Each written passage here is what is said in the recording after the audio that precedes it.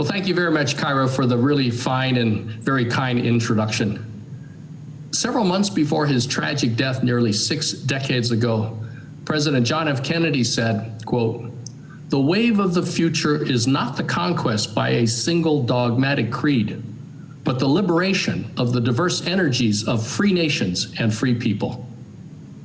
My greetings to Mrs. Marianne Rajavi, President-elect of the National Council of Resistance of Iran, and to the tens of thousands of people who have gathered virtually around the world to participate in this Iran Human Rights and Democracy Conference.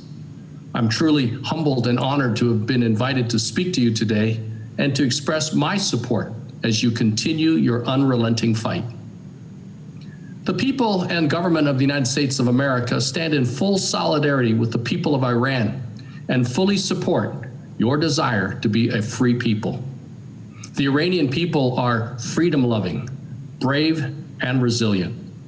You are waging an heroic uprising against the corruption and brutality of a terrorist regime. And I say with unwavering confidence that a brighter future awaits Iran thanks to your efforts. In addition to being the world's leading state sponsor of terrorism, the evil regime in Tehran continues to suppress the most fundamental human rights of its own people. The Iranian people deserve a government that respects democratic norms, the rule of law, and places the needs of the Iranian people above funding its adventurism and terrorism abroad. It's critical for the United States and other democracies around the world to stand with the Iranian people. This 2021 Free Iran Conference is critical to keeping alive your movement for freedom and democracy.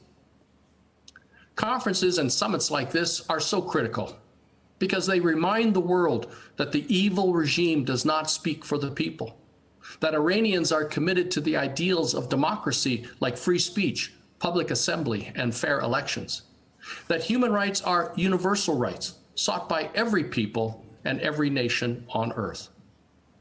Since the tyrants governing Iran came to power in 1979, hundreds of thousands of Iranians have suffered arrest and death for standing up to these cruel rulers.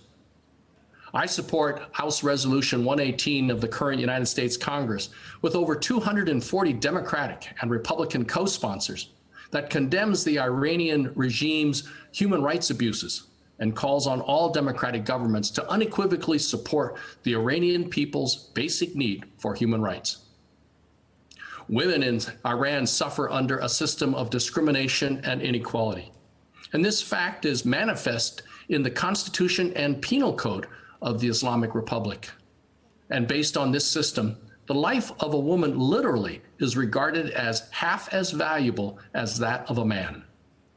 The combined effect is that half of the Iranian population lives with a legal vulnerability that would astonish observers throughout the rest of the world.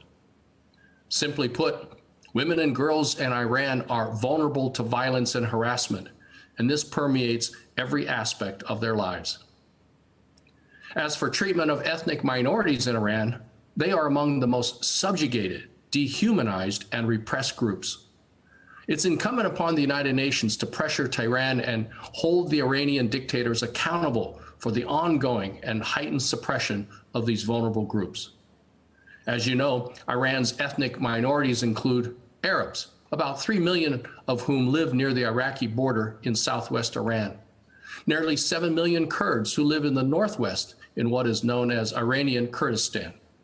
The Azari, Iran's largest ethnic minority with a population of about 18 million, who reside in several provinces, including Tehran, Hamadan, and East Azerbaijan. And the Baluchis, with an approximate population of 1.5 million, mostly residing in the southeastern province of Sistan and Baluchistan, near the border with Pakistan. While the current socio-political and socio-economic situations are difficult for the wider Iranian population, the nation's ethnic minorities are suffering the worst social, economic, and political deprivation, including deprivation of education and healthcare. America has a proud tradition of supporting the rights of aggrieved people around the world. And I'm proud that President Biden, on his first trip abroad, renewed the importance of human rights. The people of Iran can be confident that President Biden understands their persecution and will always support your efforts for a democratic Iran. While the murderous government officials in Tehran are master propagandists, even they cannot whitewash the election in mid-June of Iran's new president, Ebrahim Raisi. The election was a sham, even by the standards of Iran, where unelected clerics hold the real power. Of the nearly 600 candidates who registered to run, all but 7 were disqualified by the Guardian Council. The council, a group of clerics and lawyers who vet candidates, essentially cleared the field for the hardline cleric and judiciary chief with close ties to the supreme leader, Ayatollah Khamenei. Of course, it was such a sham election that the vast majority of the Iranian people boycotted the election.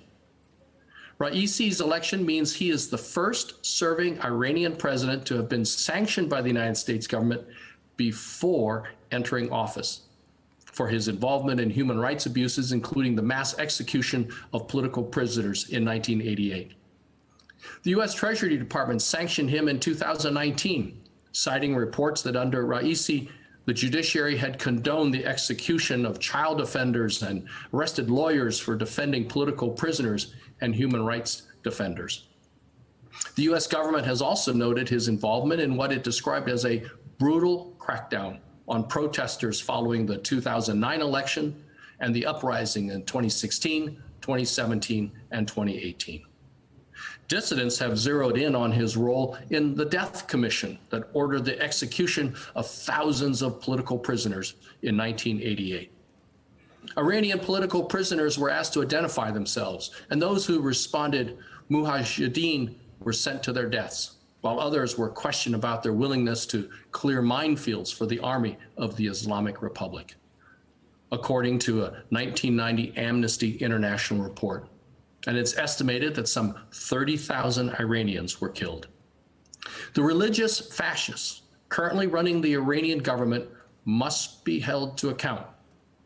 The world community must speak with one voice, that a president like Raisi is unacceptable.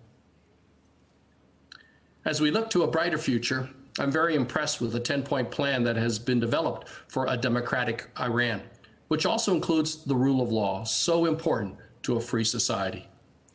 I got my start as a lawyer working as a criminal prosecutor in my hometown of Seattle, Washington, and my passion for the law has continued throughout my career. So I'm speaking from the heart when I say that much of the success of the United States can be traced to our strong rule of law that guarantees rights and protections to each individual. Put another way, the rights of the little guy are the very foundation of the American legal system and our form of government. Indeed, our Constitution and legal system ensure that everyone, big guys and little guys, rich or poor, famous or unknown, has a fair shot and is treated equally. Through the generations, our courts in America have established that no one is above the law, not even the President of the United States. In my own country's experience, the rule of law gives the government greater legitimacy because people have confidence that there are fair and transparent ways to redress concerns. The rule of law does not necessarily ensure a favorable outcome for any particular individual. Losing parties in a court case won't agree with the outcome of the case, but they generally walk away believing they had their day in court, a fair day in court. They walk away with confidence in the basic integrity of the legal system. Just as in a sporting event, you might not always agree with the decision of the referee, but players and fans can accept the outcome of the game even if their side loses, if everyone plays by the rules, and if everyone believes that the referees have been fair. As you build a vibrant new democratic Iran, let me share the words of President Barack Obama about the beginnings of American democracy and our Constitution. He said, "It wasn't perfect, but embodied in this document was a North Star that would guide future generations, a system of representative government, a democracy, through which we could better realize our highest ideals. And President Abraham Lincoln, in the midst of the American Civil War, believed that American democracy meant equal rights and equality of opportunity for all its people. His thoughts from that turbulent time ring true to this day. Lincoln said, "Democracy is a government of the people, by the people, and for the people."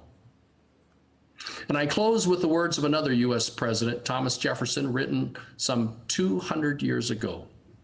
Jefferson, the author of our Declaration of Independence, wrote, "When the people fear the government, there is tyranny.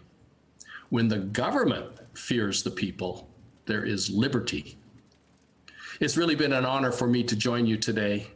Your cause is just and noble. Oppressed people everywhere on earth are warmed by the flame from the lamp of liberty that you hold with such courage and conviction. Long live a free, democratic Iran.